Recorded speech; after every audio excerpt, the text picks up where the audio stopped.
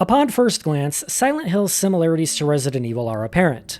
The game revolves around fending off horrific monsters with a small variety of weapons, using limited ammo and healing resources, solving puzzles to navigate a series of escape room-style areas.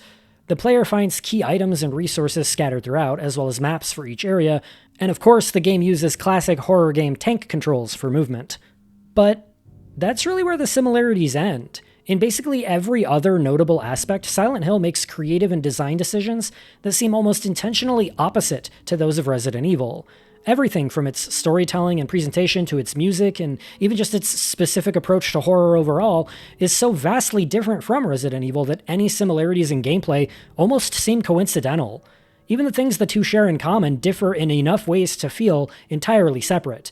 Where maps in Resident Evil are purely utilitarian, in Silent Hill they're treated more diegetically, with Harry marking dead ends and locked doors as the player encounters them, and he's also unable to open the map at all if it's too dark for him to read it. While both games lack any sort of on-screen HUD so as to keep the horror immersive, the way both games handle player communication differs as well. For instance, Resident Evil signifies critical health by having the player's character limp.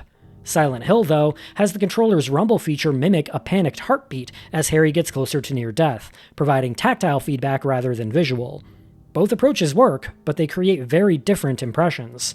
Even just in terms of presentation, Silent Hill avoids the typical survival horror tropes of the time, most notably by completely bucking the trend of pre-rendered backgrounds that then typified the genre.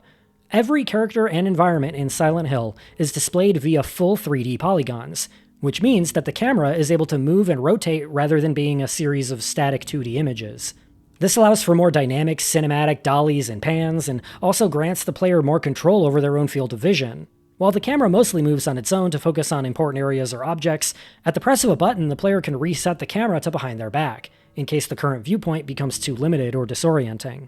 But while the dedication to keeping the entire game in real-time 3D is admirable, the PS1 could only handle so many polygons on screen at once, limiting the amount of viewable space being rendered at any given time. However, even here, Team Silent managed to use this limitation to enhance the game's horror atmosphere. Rooms tend to be small and cramped, interior hallways greet you with walls of pitch black in all directions, and the vast open streets hide graphical pop-in by covering the entire town in a dense fog. No matter where you go in this game, you can never see more than a few feet in front of you, which of course only adds to the paradoxical feelings of isolation, oppression, and vulnerability.